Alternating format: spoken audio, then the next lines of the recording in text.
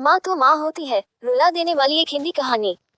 Hello माँ, मैं रामू बोल रहा हूँ। कैसी हो माँ? मैं ठीक हूँ बेटे, ये बताओ तुम और बहू दोनों कैसे हो? हम दोनों ठीक है। माँ आपकी बहुत याद आती है। अच्छा सुनो माँ, मैं अगले महीने घर आ रहा हूँ तुम्हें लेने।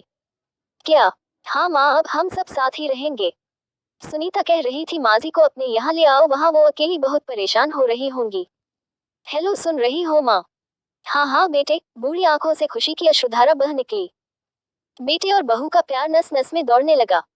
जीवन के 60 साल गुजार चुकी कमला ने जल्दी से अपने पल्लू से आंसू पोंछे और बेटे से बात करने लगी।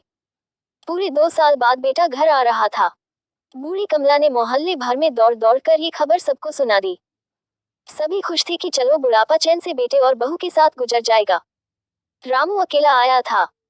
उसने कहा कि माँ हमें जल्दी ही वापस जाना है, इसलिए जो भी रुपया पैसा किसी से लेना है वो लेकर रख लो और तब तक मैं किसी प्रॉपर्टी डीलर से मकान की बात करता हूँ। मकान? माँ ने पूछा। हाँ माँ, अब ये मकान बेचना पड़ेगा वरना कौन इसकी देखभाल करेगा।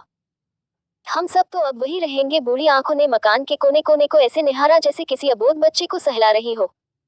आनन फानन और औने पौने दाम में रामू ने मकान बेच दिया।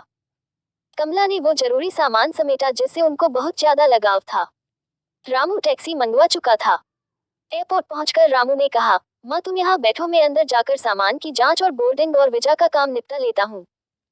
ठीक है बेटे। कमला वही पास की बेंच पर बैठ गई। काफी समय बीत चुका था। बाहर बैठी कमला बार बार उस दरवाजे की तरफ देख रही थी जिसमें रामू गया था, लेकिन अभी तक बाहर नहीं आया। शायद अंदर बहुत भीड़ होगी सोचकर बूढ़ी आंखें फिर से टकटकी लगाए देखने लगती। अंधेरा हो चुका था। एयरपोर्ट के बाहर गहमागहमी कम हो चुकी थी। माँ जी, किससे मिलना है? एक कर्मचारी ने वृद्धा से पूछा। मेरा बेटा अंदर गया था टिकट लेने। वो मुझे अपने साथ लेकर जा रहा है, कमला ने घबराकर कहा। लेकिन अंदर तो कोई पैसेंजर नहीं है, मुंबई जाने वाली फ्लाइट तो दोपहर में ही चली गई। क्या नाम था आपके बेटे का? कर्मचारी ने सवाल किया। रामू। कमला के चेहरे पे चिंता की लकीरें उभर आई।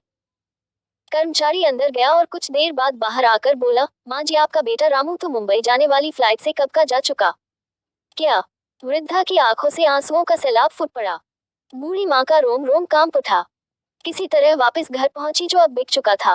रात में घर के बाहर चबूतरे पर ही सो गई। सुबह हुई तो दयालु मकान मालिक ने एक कमरा रहने को दे दिया।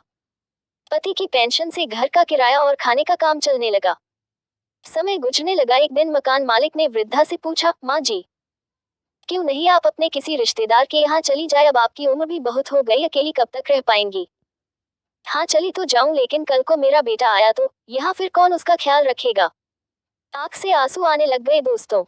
विनती, माँ बाप का दिल कभी मत दुखाना। शिक्षा, माँ तो माँ होती है।